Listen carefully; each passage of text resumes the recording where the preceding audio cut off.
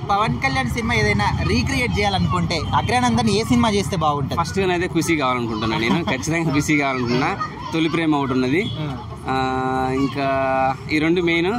ఇప్పుడు రాబోయే సినిమాల్లో ఓజీ ఉన్నది కదా, పార్ట్ 2 ఏమంటే ఇది సినిమా వచ్చిపోగానే మనోడు ఎంటర్ అవ్వగానే మూడో సినిమాగా అది రావాలి. అంటే అగ్రనందన్ ఒకటి, తొలి ప్రేమ లాంటిది ఒకటి, ఖుషి లాంటిది ఒకటి చేసిన తర్వాత మూడో సినిమా ఓజీ కావాలన్నమాట.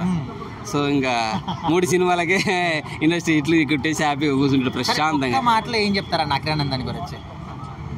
యువరాజు క్లియర్గా మెగా ప్రిన్స్ ఇప్పుడు ఆల్రెడీ ఉన్నాడు కదా వరుణ్ తేజ్.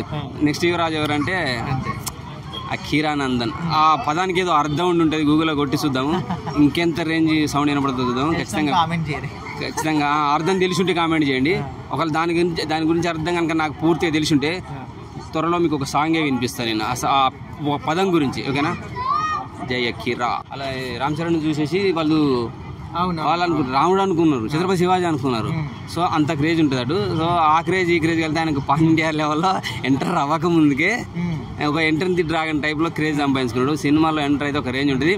ఆ సినిమాలో ఎట్టుంటే అంటే మొత్తం ఇప్పుడు హరిహర వీరమల్లు, ఓజీ అన్ని ఆ రేంజ్లోనే ఉంటాయి. స్టార్టింగ్లో చిన్న లవ్ స్టోరీ, క్యూట్ ఏదో మా స్టోరీ, ఈ అస్సలు పనికిరావు మనకి. కోడితే హరిహర వీరమల్లు, ఓజీ లాంటి సినిమా డైరెక్ట్ అటువంటి సినిమాలో పడాలి.